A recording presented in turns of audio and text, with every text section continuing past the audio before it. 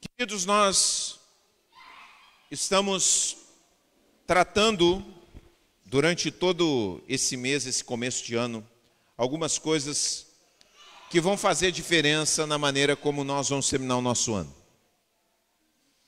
Nós queremos compartilhar 5 pensamentos, já compartilhamos 3. O primeiro deles, falamos que nós precisamos nutrir o nosso coração. Maneira como aquilo que nós nos alimentamos agora, no começo desse ano, aquilo que nós nos propusemos a nos alimentar, vai fazer diferença como nós vamos terminar o nosso ano. Importante que você escolha aquilo que vai nutrir sua alma. Segunda coisa que nós falamos, fundamental para os nossos relacionamentos, a gente se tratar com bondade. Precisamos aprender a nos tratar sem culpa. Nós precisamos aprender a nos perdoar. Isso é fundamental na nossa vida, nos perdoar. Isso é fundamental para que a gente possa viver a fé de uma forma alegre, de uma forma viva. Quem não se perdoa, vive arrastando correntes. E semana passada falamos, o terceiro pensamento também, que vai fazer diferença no nosso ano, que é servir. Servir na igreja, servir no trabalho, de fato, servir na nossa casa, na nossa família, servir onde quer que nós estejamos. Que importante que é. E hoje nós queremos compartilhar também um outro pensamento. E eu quero que você abra a sua Bíblia no capítulo 8, nós queremos ler um texto bíblico que baseia a nossa reflexão e que entendemos ser a vontade de Deus para as nossas vidas. Capítulo 8 do livro de Atos dos Apóstolos. Atos dos Apóstolos no Novo Testamento, Mateus, Marcos, Lucas, João, e temos então Atos dos Apóstolos. É o quinto livro da Bíblia. Depois dos evangelhos temos então Marcos, capítulo 8. E verso 4. Temos alguns versículos aqui para ler. Vamos aproveitar um texto muito interessante. E eu passo a ler então. Capítulo 8, verso 4 diz assim: os que haviam sido dispersos, teve uma perseguição à igreja aqui. É muito legal, quem gosta de história, lê o livro de Atos. Talvez você que tem dificuldade de ler doutrina, você vai ler uma carta de Paulo, se tem dificuldade de entender. Olha, se você gosta de histórias, você leia o livro de Atos, que é um livro de aventuras na fé. Os que haviam sido dispersos, porém, anunciavam as boas novas a respeito de Jesus, onde quer que fossem. Quer dizer, foram perseguidos, mas à medida que saíram do lugar onde estavam, começaram a falar de Jesus. Filipe foi para a cidade de Samaria e ali falou ao povo sobre o Cristo. E vejam bem, Samaria era uma cidade que tinha uma profunda antipatia com Jerusalém. Eles não aceitavam a fé que vinha de Jerusalém. Eles tinham total resistência. Mas ele foi em Samaria. Quando as multidões ouviram sua mensagem e viram os sinais que ele realizava, deram total atenção às suas palavras. Muitos espíritos impuros eram expulsos e aos gritos deixavam suas vítimas, e muitos paralíticos e aleijados eram curados. Por isso houve grande alegria naquela cidade. Onde o evangelho chega de verdade, ele traz grande alegria, gente. Onde o evangelho chega, a família onde o evangelho chega, ele traz alegria. Ele traz renovação. Onde o evangelho chega, a cidade, ele revoluciona. Não é a religião, é o evangelho. Um homem chamado Simão praticava feitiçaria ali naquele lugar havia anos. Ele deixava o povo de Samaria admirado e afirmava ser alguém importante. Todos, dos mais simples aos mais importantes, se referiam a ele como o grande poder de Deus. Talvez ele pudesse ser comparado com uma figura que há bem pouco tempo foi desmascarada, o João de Deus. Quantos conhecem essa história aí? Tem até documentário desmascarando e mostrando como ele utilizava a sua influência para abusar de pessoas. Então, esse aqui era meio parecido com João de Deus. Grandes e pequenos respeitavam ele, o grande poder de Deus. Ouviam-no com atenção, pois durante muito tempo ele os tinha deixado admirados com sua magia. No entanto, quando Filipe lhes levou a mensagem sobre as boas novas do reino de Deus e sobre o nome de Jesus Cristo, eles creram e, como resultado, muitos homens e mulheres foram batizados. O evangelho é poderoso, não há força espiritual nesse mundo que se compare com o poder da presença de Jesus Cristo.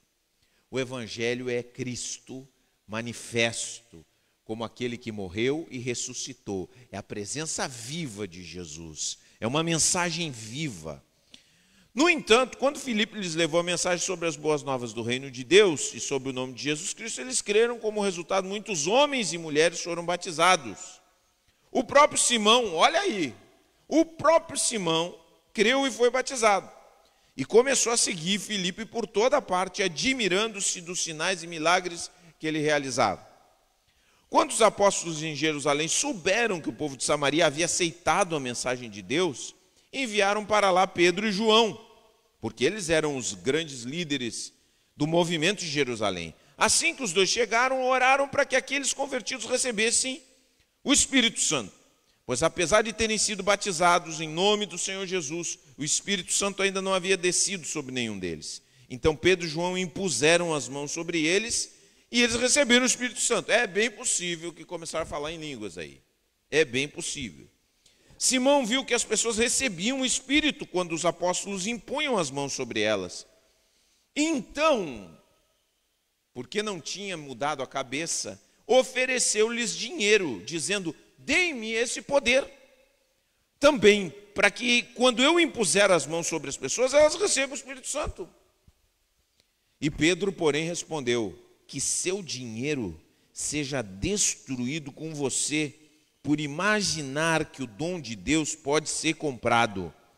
Você não tem parte nem direito nesse ministério, pois seu coração não é justo diante de Deus. Arrependa-se de sua maldade e ore ao Senhor. Talvez Ele perdoe esses seus maus pensamentos, pois vejo que você está cheio de amargura, cheio de amarga inveja e é prisioneiro do pecado. Simão exclamou: orem ao Senhor por mim, para que essas coisas terríveis não me aconteçam. E depois de terem testemunhado e proclamado a palavra do Senhor em Samaria, Pedro e João voltaram a Jerusalém. Ao longo do caminho, pararam em muitas vilas samaritanas para anunciar as boas novas. Amém? Muito bem, gente. Falamos tantas coisas e nós queremos falar mais uma palavra muito importante para esse ano, que nós entendemos que Deus está chamando a igreja, você, meu irmão, que convive conosco, que vive essa vida comunitária. Deus está nos conclamando, Deus está nos chamando, Deus está nos despertando para que nós nos tornemos suas testemunhas. Não existe neste mundo aventura, não existe nesse mundo empreitada, não existe nesse mundo trabalho mais honroso, mais gostoso, mais especial do que nós nos tornarmos cooperadores, parceiros de Deus nesse mundo. Deus está realizando uma obra nesse mundo. Eu quero dizer que Deus está agindo nesse mundo de formas diversas. Muitas vezes você não acredita, mas se você colocar sua atenção para fora, se você tirar sua atenção de você mesmo, se você tirar talvez o seu olho do celular e começar a ouvir em muitos lugares as pessoas, você vai perceber que Deus age nesse mundo. Deus não age somente no Brasil, Deus está agindo em todo o mundo. Eu tenho ouvido, agora tenho sabido de notícias de um avivamento que está acontecendo numa universidade dos Estados Unidos. Quer dizer, um avivamento de uma profunda sensibilização, um profundo toque do Espírito Santo de Deus. Isso porque Deus, ele não está prisioneiro. Deus, ele não está dependente de nós, mas, pelo contrário, ele veio até nós. E o que ele quer da igreja? Nós que somos o seu povo. Ele quer que nós sejamos cooperadores, quer que a gente seja parceiros, que sejamos parceiros dele no empreender, no implementar o reino de Deus nesse mundo. Isso não existe coisa mais maravilhosa no mundo. E se nós pudermos dizer, porque a Bíblia usa muito a palavra, presta bem atenção nessa palavra, testemunha.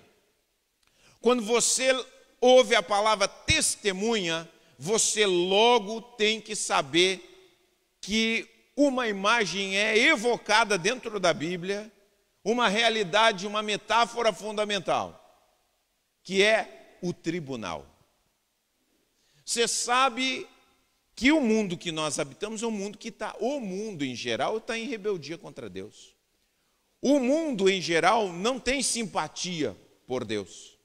O mundo em geral vive por outros padrões, não vive debaixo do amor, da fé, da esperança. Não, o mundo vive debaixo do egocentrismo, do egoísmo, da violência, do interesse próprio, da esperteza, da inveja.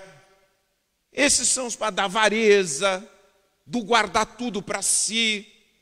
E Deus, quando entra nesse mundo, esse mundo se torna um tribunal que julga a fé, que julga a palavra de Deus, que julga o Evangelho e as boas novas que são proclamadas pela igreja e por aqueles que creem. As pessoas estão constantemente fazendo juízos e julgamentos. É como se nós entrássemos numa sala, lá tem o juiz, tem advogado de defesa, tem o advogado de acusação, e a Bíblia diz que o acusador é o diabo. Só que você não imagina o diabo com umas guampinhas, com tridente, com aquela colinha, daquele jeito como a gente imagina. Não, é uma força espiritual que utiliza muitas vezes o mau testemunho dos crentes, as situações difíceis, o sofrimento desse mundo, e diz assim: olha aí, ó, Deus não existe. Ou, na melhor das hipóteses, ele existe, mas ele não se importa. Ele não está nem aí para a vida de vocês. Há um movimento de acusação, há um movimento de destruir com a esperança nesse mundo também, a respeito do Evangelho. E qual é o nosso papel? Nosso papel, meu e seu. Nós não podemos fugir disso, porque quando você se batiza, você se torna parte desse reino. Você se torna um cooperador de Deus. Você se torna uma testemunha. Quando você entra nesse tribunal todos os dias, porque lá no seu trabalho se formou o tribunal e as pessoas falam do Evangelho, discutem questões espirituais.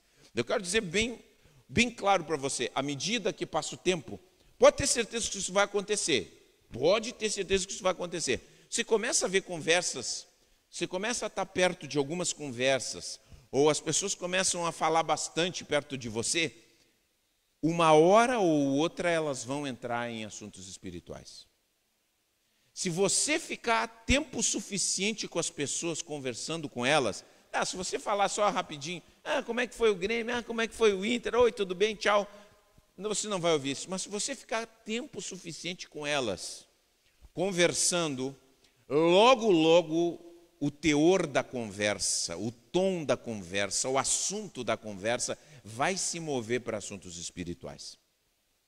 É como se fosse uma força que vai puxando as pessoas para falar, porque essas são as realidades mais fundamentais da vida. O ser humano pode ir driblando, mas chega uma hora que ela vai vazar essas questões e as suas avaliações. E as pessoas vão falar coisas. E o que são essas igrejas, hein? Meu Deus do céu. E esse problema aí na Turquia, olha só esses desabamentos. E Deus, onde está? Por que Deus não age no meio dessas coisas? Ah, olha os escândalos desses pastores. Viu aquele pastor ali? O que ele fez? O que ele disse? Ah, eu já ouvi algumas palavras de um pastor, eu gosto daquele outro. Tal. As pessoas vão falar sobre questões espirituais. Elas estão num tribunal, elas estão julgando. Talvez você mesmo, você que está sentado, hoje você é uma pessoa que está julgando, analisando. A fé também se tornou para você uma questão de questionamento, e nesse mundo é isso mesmo. É normal, porque é como se fosse uma invasão alienígena. O reino é uma invasão alienígena, é uma invasão de fora, quer dizer, vem de Deus para o meio dos seres humanos. Os seres humanos naturalmente querem caminhar o seu próprio caminho, mas Deus veio numa função e numa missão de resgate. E elas falam sobre isso. E o que se demanda de nós? Qual é a nossa postura diante disso? Onde estamos nesse tribunal? Nós somos as testemunhas. A testemunha, ela chega num tribunal, não é para defender, ele não vai bater boca com o advogado de acusação. Ela não vai se associar com o advogado de defesa, porque o da acusação é o diabo. E se nós formos bater boca com o diabo, ele tem mais argumento do que nós. É ou não é, gente? Ele é velho. Ele conhece todos os truques. E se nós... Quem é o advogado de defesa? É o Espírito Santo de Deus. É o Espírito Santo de Deus. Mas o que nos chamam nesse tribunal da vida, da sociedade? Nos chamam como testemunhas. E uma testemunha é uma pessoa que viu, ouviu e experimentou uma realidade, uma verdade. Você está aqui sentado porque você viu, você experimentou, você percebeu, você foi tocado por uma realidade espiritual. Agora que você foi tocado, agora que você viu com os seus olhos espirituais, você teve convicção de algo, algo pessoal seu, Deus com você. Deus se revelou a você. Deus nos chama, a partir dessa experiência, Ele diz para nós: falem o que aconteceu com vocês. Falem da experiência de vocês. Vocês não precisam ir lá e debater com ninguém, mas vocês precisam sair do lugar onde vocês estão, ou seja, do isolamento que nós muitas vezes ficamos. Não quero me incomodar. Quantas vezes nós somos assim? Não quero me incomodar. Ah, eu tenho medo porque eu não sei falar. Eu não sei. Quando você tem fome, você sabe pedir comida ou não? Então você tem muita facilidade para dizer o que aconteceu na sua vida, o que Deus fez na tua vida. É muito simples. Por que você está na igreja? Por que você vem em culto, domingo após domingo? Deus... Uma pessoa perguntava a você: o que tu faz lá na igreja, hein? Por que tu foi para a igreja? E olha, não é de duvidar que alguém faça essa pergunta. Testemunhar é dizer aquilo que Deus fez na sua vida. E é isso que acontece com Filipe. Filipe chega na cidade de Samaria, ele é perseguido, mas ele diz assim: eu vou para aquela cidade onde ele caiu, a primeira cidade que ele caiu, ele vai e entra naquele lugar. E vejam só, despretensiosamente algo acontece ali. Por quê? Porque Deus já estava agindo naquela cidade antes dele chegar. E eu quero dizer, Deus, presta bem atenção, tenha isso presente no seu coração. Deus já está agindo no local de trabalho onde você trabalha. Deus já está agindo na tua família. Deus já está agindo na tua vizinhança. O que Ele pede e quer de cada um de nós é abrirmos os olhos. Vamos dizer com Jesus, vamos fazer essa oração de: Senhor, abre os meus olhos. Abre os meus olhos, Senhor. Que eu seja generoso o suficiente e não ficar com essa bênção só para mim. Ficar só querendo. Porque às vezes a gente chega no trabalho e diz assim, não, eu quero ganhar o meu dinheiro. Tá, beleza, você ganha o seu dinheiro. Mas não esqueça que Deus está fazendo uma obra na vida das pessoas lá. As pessoas estão agitadas. Cada pessoa que você encontra, não quer dizer que todas elas vão vir para Jesus, mas cada pessoa que você encontra na face da terra está em um ponto da sua jornada espiritual. Ou elas estão decepcionadas com aquilo que elas já viram e ouviram, ou elas estão em dúvida, ou elas já estão com uma coceira na alma, um desejo de se entregar para Deus, mas elas precisam. Deus já agiu, mas Ele tem um plano, Ele quer usar testemunhas dentro do tribunal dessa vida. E Ele quer gente que diga assim, eu sou capaz de falar. Eu vou dar um passo adiante e vou dizer, eu sei. Algo aconteceu, eu sei o que está acontecendo contigo. Eu sei essa fome da tua alma, eu sei o que tu precisa. Eu sei que tu precisa abrir o teu coração para Deus, porque eu também precisei, eu também encontrei, eu também vi na minha própria vida. É isso que acontece com Filipe. É isso que revoluciona aquela cidade, porque Deus já estava agindo naquele lugar e Deus já está agindo nos teus companheiros de trabalho. Não olha para eles e diz assim, essa gente aí não quer nada. Essa gente aí, isso aí é pedra, isso é rocha, isso aí não tem nada. Deus está fazendo alguma coisa na vida deles. E precisa de um passo à frente seu, uma coragem sua. Não precisa de palavras bonitas. Deus, presta bem atenção. O evangelho nesse país não foi construído com grandes igrejas. O evangelho se divulgou nesse país com gente humilde. A Cláudia fez parte de um movimento, eu fiz parte do movimento da Igreja Família de Deus em Bagé. Era um grupinho pequeno que tocava blim, blim, blim, blom, blom, blom, de violão, pandeirinho, que diante do mundo era música. Antigamente, hoje em dia a igreja melhorou muito tecnicamente, mas antigamente as pessoas debochavam. Uma vez eu vi uma cantora secular dizendo assim, a gente parecia aqueles irmãos da igreja tocando, porque antigamente falar que parecia a igreja tocando era dizer que o cara não sabia tocar direito, porque era feito, a igreja foi construída, edificada por gente comum, gente pobre, gente limitada, ninguém tinha faculdade dentro das igrejas, pouquíssimas pessoas se formavam. As pessoas dizem, esses crentes tudo burro, mas esses crentes limitados, e eu não estou dizendo o meu elogio, não, você não tem que ser ignorante para você testemunhar de Deus, mas eu quero dizer que Deus usa muito mais a disposição e a coragem do que um cabedal de conhecimentos. Deus usa muito mais o coração incendiado e disposto diante dele do que pessoas que têm resposta para tudo, mas não têm coragem de falar. Então Deus quer despertar em cada um de nós essa consciência, essa visão daqueles que estão na nossa volta. E que coisa boa. Você não tem ideia, meu irmão, você não tem ideia do que é a alegria da gente ver alguém se aproximar de Jesus através das nossas vidas. Está toda hora acontecendo coisas na nossa volta. Deus está fazendo. E é bom que você abra os seus olhos para ver o que Deus está fazendo. E aqui eu quero colocar 3 pensamentos com vocês hoje. 3 pensamentos para que cada um de nós seja uma testemunha. Primeira coisa delas, assuma quem você é.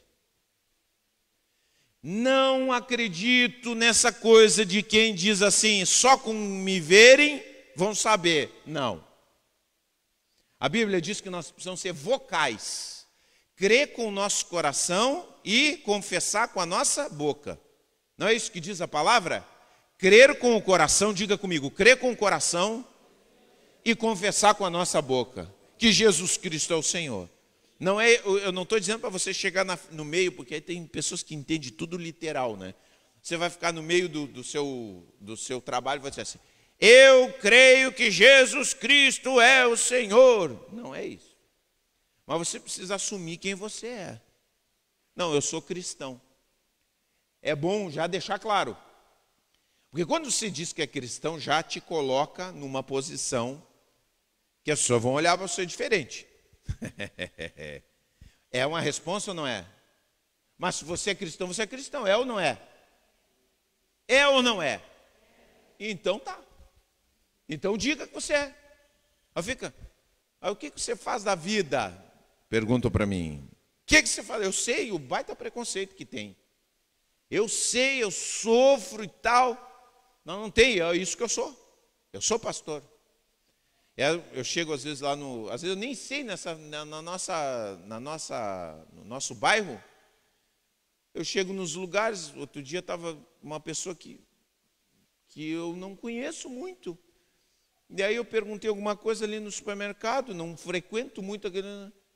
Não sei o que é pastor. Me disse, não sabe o meu nome, mas sabe que eu sou pastor. Com certeza, o pessoal diz assim, aquele ali é o pastor daquela igreja ali da esquina. Falam, comentam, dizem, o que seja, mas é isso que eu sou mesmo. Você também. Você é cristão, não tenha medo de dizer que você é cristão, assuma quem você é. Esse é o primeiro passo de uma testemunha. Porque as pessoas, quando elas estiverem em dúvidas, quando elas botarem a mão na consciência, elas primeiro vão te observar, vão ficar olhando você, vão ver se esse cara é isso aí mesmo. Mas quando elas acharem que você é isso mesmo, quando você tem fundamento, elas vão perguntar assim, tu vai na igreja? Eu vou na igreja. Que nem uma vez também, estava na aula de boxe.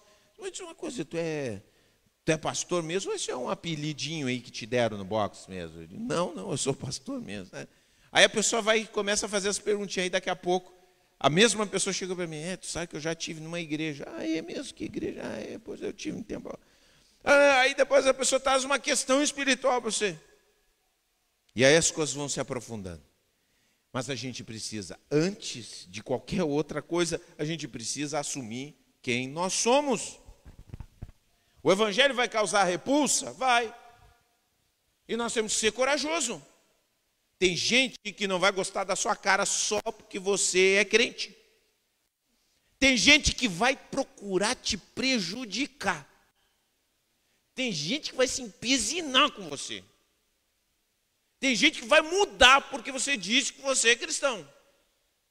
Mas você cristão, nós fomos chamados para carregar, isso é carregar a cruz. Quer dizer assim, Jesus, o que aconteceu com Jesus? Jesus foi o homem mais bondoso que existiu na história. O homem mais bondoso morreu numa cruz. Ele nos convoca para servir a Ele. Carregar a cruz. Não quer dizer que você vai morrer crucificado. Mas quer dizer que você vai carregar em algum nível, vai respingar em você um pouco de dor também. Um pouco de rejeição. Sim, eu não vou mentir. Eu tenho que falar a verdade do evangelho. Você tem gente, mas que não seja, meu irmão, que não seja os problemas que as pessoas têm com você porque você é um falso crente. Que não seja porque você... Outro dia eu estava assistindo um podcast desse, e uma das pessoas que estava falando lá era uma mulher, era uma ex-prostituta, estava dando entrevista. Aí ela falava que iam pastores fazer programa com ela. Olha só, ia pastores fazer programa com ela.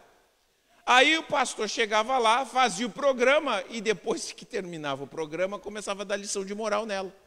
Você tem que sair dessa vida. Você não pode ficar assim, meu Deus do céu. Está entendendo como é que é? Não é esse crente. Esse aí não vale nada. O testemunho dele é zero.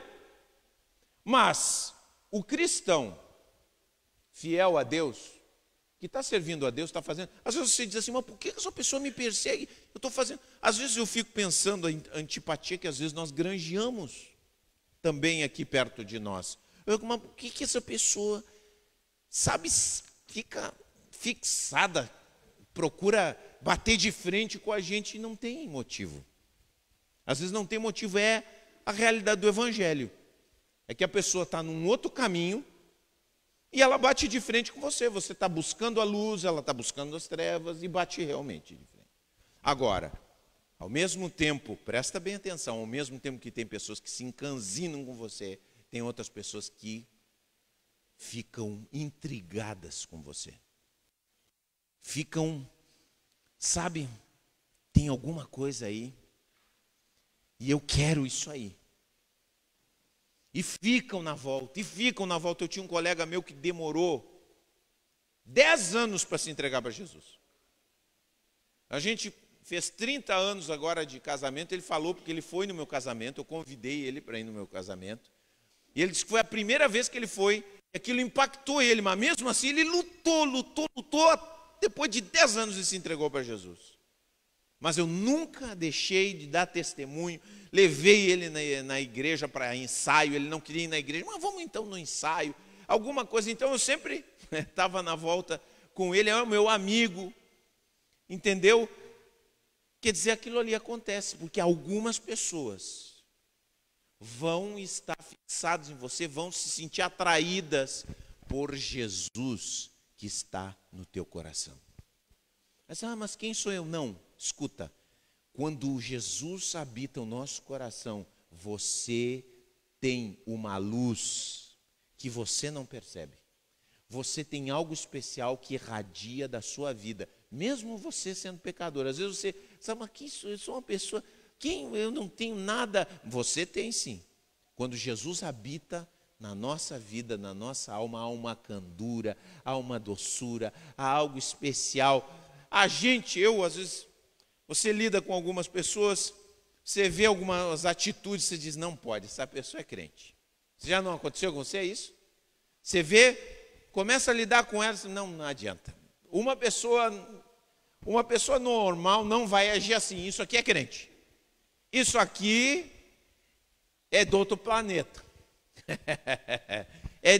E as pessoas também discernem isso. Quem está aberto a quem Deus está trabalhando, elas disseram isso. Então nós temos que ter a coragem de assumir isso, acima de tudo, assumir quem nós somos. Amém, queridos? Não tenha vergonha de dizer quem você é. Não fuja de quem você é. Segunda coisa, isso fez Filipe. E Filipe fez, olha outra coisa que ele fez que revolucionou. Gente, é tudo coisa simples. Tudo simples. Nada. Quer dizer, a parceria com Deus. O que ele fez aqui? Deixa eu me encontrar ali. Verso 5. Filipe foi para a cidade de Samaria e ali falou ao povo sobre quem? Ali falou ao povo sobre o quê? Lê aí, meu irmão. Está com a Bíblia aí ou não está? O pastor prega a Bíblia aqui, não tem outro livro. Sobre o Cristo, diga comigo, Cristo. Falou sobre o Cristo. Nós precisamos falar sobre Cristo. As pessoas gostam de falar sobre pastores. O pastor, não sei o que. Fala sobre Cristo. Fala sobre Jesus. Não chega e diz assim, o meu pastor é maravilhoso. Isso não é testemunhar. Isso aí é fã-clube. Meu pastor prega maravilhoso. Tem um monte de gente que fala bem. Fala sobre o Cristo. A igreja, não, a minha igreja é maravilhosa, os irmãos são maravilhosos. Aleluia, pode ser verdade, os irmãos são maravilhosos, essa comunidade é maravilhosa. Eu amo também os irmãos. Mas isso não é ser testemunha. Você precisa falar sobre o Cristo, sobre Jesus, sobre o que Ele faz na tua vida, como Ele está trabalhando na tua vida, como você tem aprendido, como você tem sido transformado, como seus antigos conceitos têm sido deixados para trás e você tem absorvido um novo jeito de viver, o jeito dele, coisas que você tem aprendido com Jesus. Tem gente que diz, não, olha, vem aqui para a nossa igreja é maravilhosa, ela tem ar-condicionado, não é o caso da nossa, né? Está quente hoje. A nossa igreja é muito bonita, o louvor é maravilhoso. Isso não é falar sobre Jesus. Então vamos lá na nossa igreja, porque os banheiros são bem limpinhos, são cheirosos. Aleluia, glória a Deus pelos banheiros limpinhos. Os diáconos mantêm, os irmãos e tal. Não, vai lá na igreja, porque o pessoal vai cuidar do teu carro lá fora. Então nós ficamos fazendo, tem gente que, não, vai lá, porque olha, a nossa igreja nunca se envolveu em escândalo. Isso é palha, gente. Isso não salva ninguém. Quem salva é Cristo. Cristo salva o pecador. Cristo salva o coração que está nas trevas. É Cristo que coloca a sua mão ali e puxa o indivíduo. É Ele que faz isso. Não é pastor, não é igreja. Eu sei que tem um monte de gente. Às vezes, eu sigo uma página no Instagram que é só de crente. E aparece cada pastor, meu Deus do céu, os pastores tentam chamar a atenção das pessoas com outras coisas. Eu acredito que essas pessoas não são nem crentes, não creem na verdade, porque eles tentam chamar a atenção das pessoas com linguagem vulgar no púlpito. Começam a mandar as pessoas longe no púlpito, gente. Isso aí eu tenho ouvido, visto. As pessoas no vídeo não tem a mesma coisa que eu chegar aqui, vou mandar você longe. É assim mesmo, com palavras de baixo calão. Ou se não, começam a entrar na igreja com roupa esquisita. Um desses vídeos que eu vejo, o cara com uma roupa que parece o Papa, sentado, escrevendo, parece que está psicografando, é uma mistura completa. Depois colocam um portal dentro da igreja de LED para orar pelo pessoal. Começam a inventar uma série de aparatos tecnológicos, aparatos para chamar a atenção das pessoas, para que as pessoas venham para a igreja, para que as pessoas notem que eles existem, quando isso não representa a obra de Deus no mundo, porque quem faz a obra é Jesus. O poder de atração de uma igreja é Jesus, é a presença de Deus que faz a igreja progredir. E as pessoas se iludem, a igreja é isso mesmo, essa simplicidade aqui. Não adianta ter complexidade, porque a complexidade não salva o coração, a alma de ninguém. Eu fui salvo por uma pessoa que mal sabia da Bíblia, explicava mal e porcamente aquilo que ele sabia para mim, mas ao dizer para mim que Jesus era o caminho, e o fato de que Deus já estava operando na minha vida, fez com que acontecesse o milagre de Jesus na minha vida, fez com que eu dissesse, eu quero seguir a Jesus, eu amo a Jesus, Jesus me ama, e eu vou servir Ele para o resto da minha vida. Não houve nenhum aparato tecnológico, não houve nenhuma complexidade. Ninguém está contra usar tecnologia, mas eu estou falando que as pessoas querem experimentar e fazer as maiores esquisitices para chamar a atenção das pessoas. Se fixam naquilo que é exterior, quando aquele que tem poder de salvar é Jesus. E quando nós falamos, você testemunha, fale de Jesus. Quando as pessoas disserem, esses pastores são sem vergonha, olha, tem muitos que são mesmo. Não vou dizer que o meu seja, mas eu sei quem Jesus é. Fala de Jesus. Isso que faz eles esquecerem, porque tem mesmo. Se eu dependesse de que todo mundo fosse correto, meus colegas todos fossem corretos, não servia a Jesus. Eu sirvo a Jesus por Jesus. E isso você também tem que apontar, é esse aqui que salva. É esse que faz a obra. Você quer seguir Jesus? Quero seguir Jesus, então segue. Então segue. O que você acha de Jesus? A pessoa começa a falar, faça isso, vou te ensinar isso. A pessoa começa a falar do pastor fulano lá da esquina que fez assim. Você já ouviu falar de Jesus? Não, claro, todo mundo já ouviu falar de Jesus. O que você acha dele? Não, Jesus é bom, ninguém vai falar mal de Jesus, é difícil. Pode ter algum. Mas vai dizer, não, Jesus é bom. Não, Jesus foi um grande mestre. Então segue. Segue.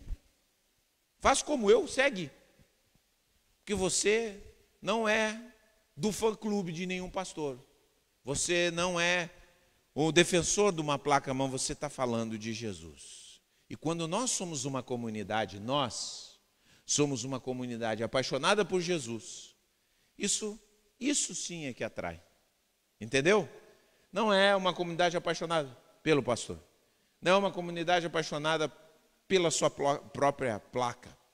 Entendeu? Mas é apaixonada por Cristo. É esse fator, é isso que mudou a cidade de Samaria. É isso que bagunçou. Vejam só, eles tinham um figurão lá. O figurão dizia assim, eu sou o cara.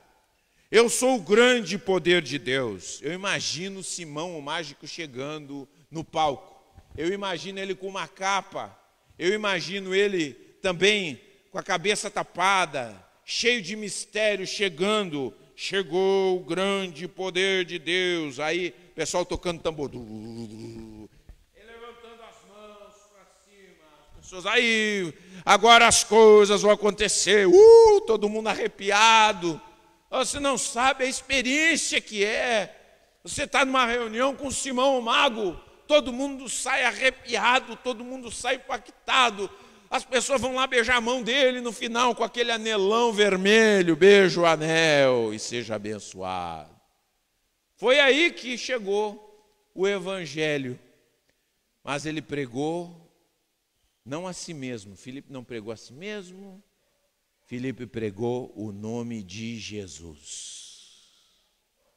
E é o nome de Jesus que salva, que transforma e que desperta nações, vidas, famílias, pessoas. E nós temos que ficar apegados a isso. E é a isso que eu me apego. É a isso que eu prego. Porque não há outro, desde sempre, não há outro que vá fazer a diferença na vida das pessoas. O resto é perfumaria. Perfumaria. Que não serve, pode servir para impactar as pessoas. Como acontecia com Simão.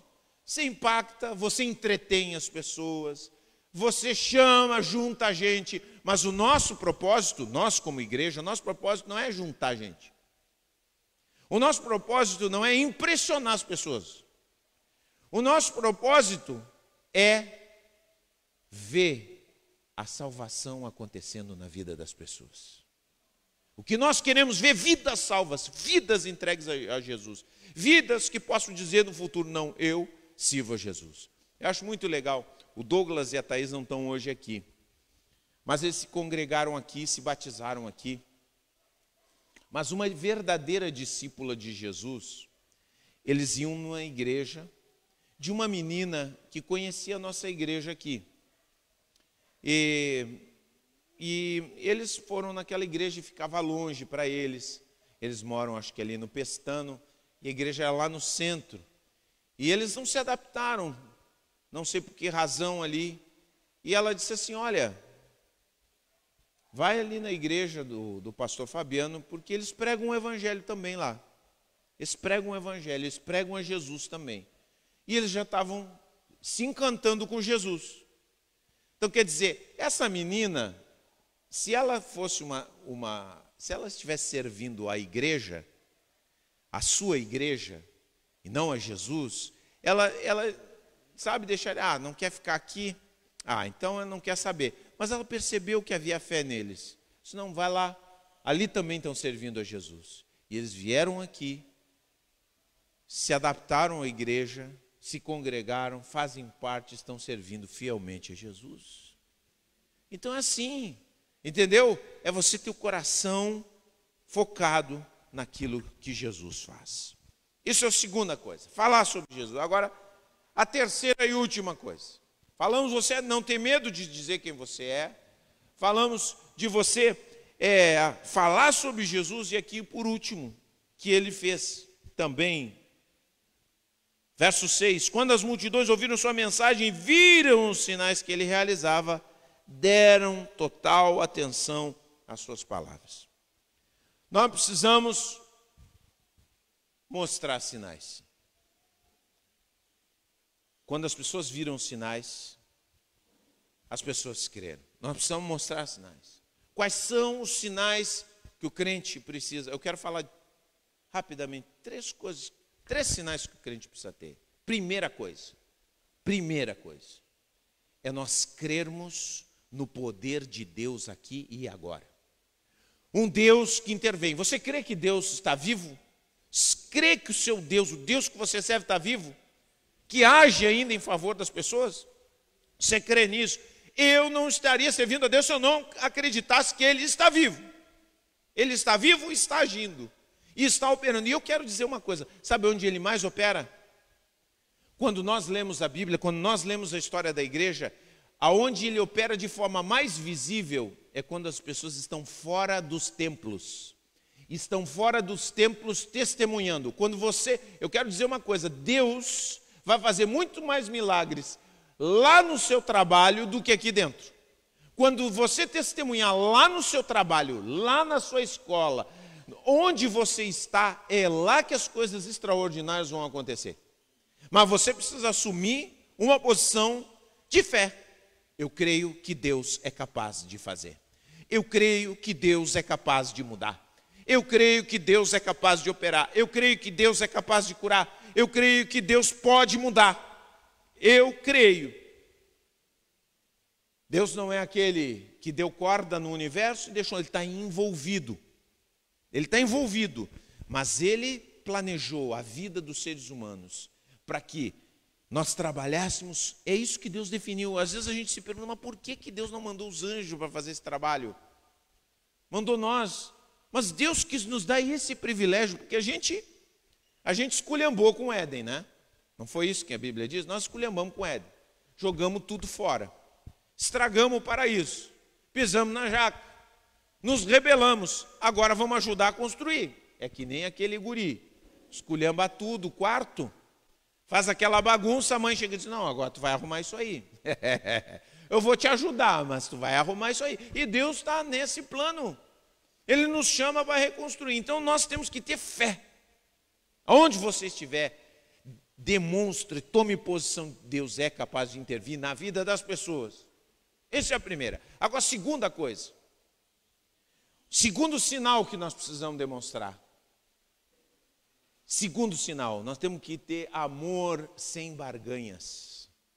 Amor sem barganhas, porque daqui a pouco uma pessoa, eu já vi gente se queixando para mim, gente que não era cristã, diz, não, eu tinha uma amiga evangélica. Não me lembro quem foi a pessoa, mas me lembro a conversa. Eu tenho uma amiga evangélica. Eu tenho uma amiga evangélica. Tá, eu tinha uma amiga evangélica. O que aconteceu? Não, ela começou a pregar para mim, eu fui na igreja, mas depois não fui mais. Aí ela se fechou comigo. Que amor é esse aí? Isso aí é amor?